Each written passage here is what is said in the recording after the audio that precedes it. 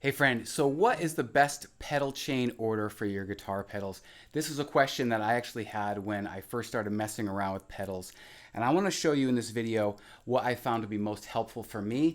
I recently did a YouTube short. It generated a lot of interest, so I thought I would do a full video on it. So let's jump in and talk about it. Hey, if you don't know me, my name is Eric Miller, and I help guitar players with music production and guitar.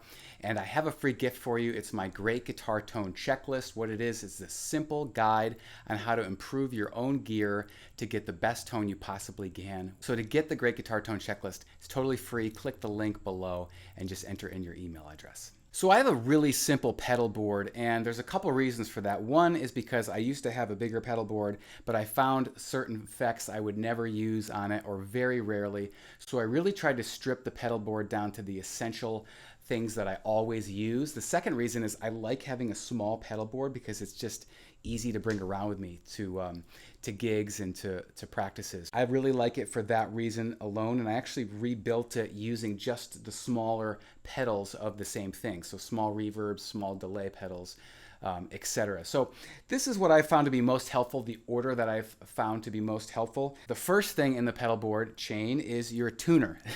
So obviously that goes without saying. Tune your guitar. It's the most important thing you could possibly have as an in-tune instrument. The second thing is I have a volume pedal, which I use a lot on our worship team, where I do volume swells for kind of more quieter parts in the song. And I'll show you that a little bit later when when I add the reverb back in. The first thing really on the pedal board is the compression. So compression really just smooths out the sound, okay? So it takes a volume level and kind of like, depending on what the parameters you set it at, will kind of make the loud parts a little bit quieter and then the softer parts a little bit louder, okay? So here it is with compression.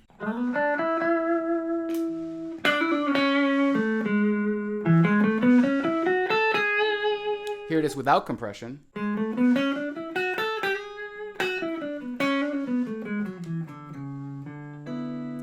You hear how the compression really makes it pop out and stand out a little bit more. It gives it a little bit more sparkle, a little bit more volume too.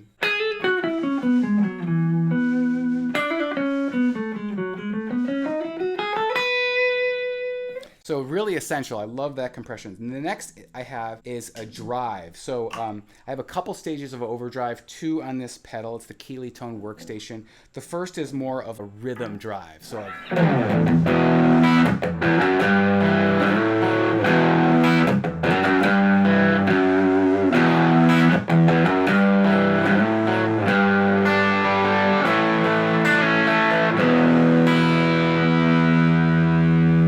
So the second would be like more if you're doing a really heavy or heavier kind of drive.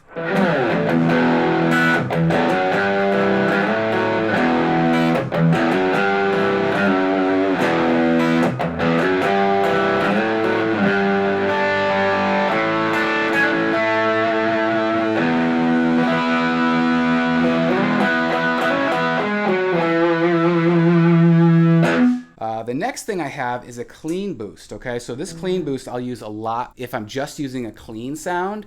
What it'll do is it'll boost up the dB a little bit and just give me a little bit more sparkle. This is the Cantata clean boost. And I also can use it for like a boost for like a solo.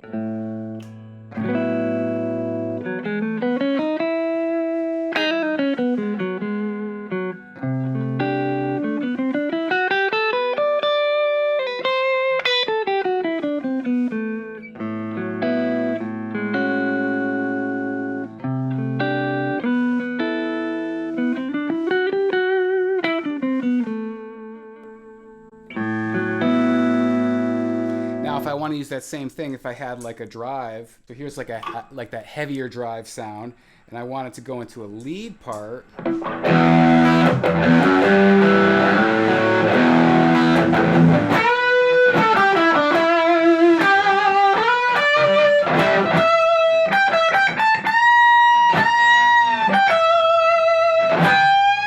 So it really gives me that kind of boost over, just the normal volume, like a 5 dB boost. So that's a really handy thing to have. Okay, so the next thing I have in my chain is a delay pedal. It's the Walrus A ARP87.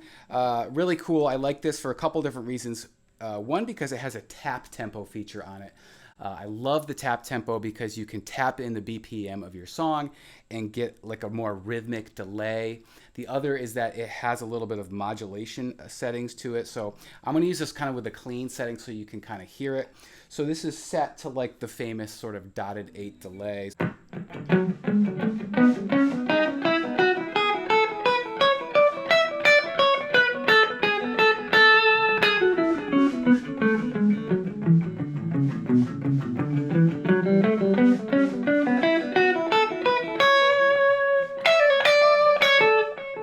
So you can hear it right there.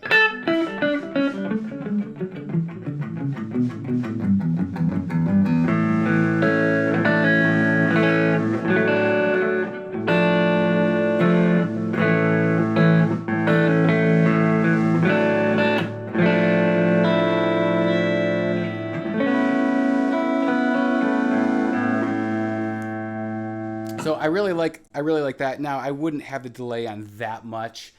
For more of like a rock tune, but it's kind of cool for like a clean setting. The next in the chain is reverb. So basically for this I would have just like a flat plate reverb.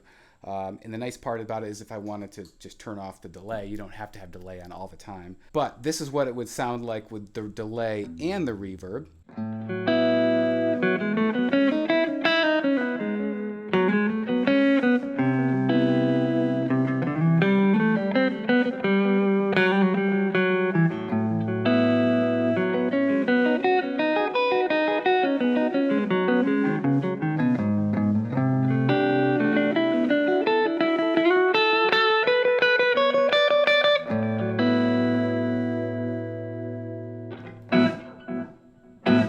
So this is without the delay, so you can hear that plate.